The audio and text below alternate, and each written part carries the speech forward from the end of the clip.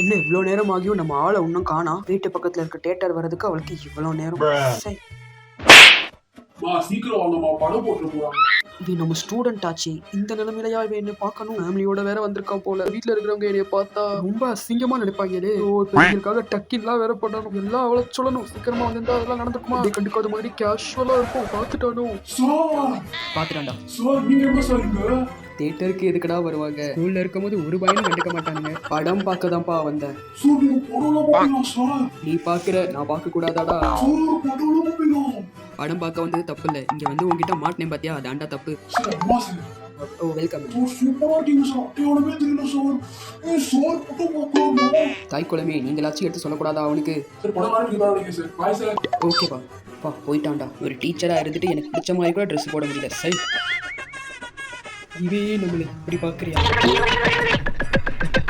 ஒருவேளை அவன் கையில் வச்சுக்கிற ஸ்நாக்ஸை பிடிங்கிருவோன்னு இப்படி பார்த்துட்டு போறானோ?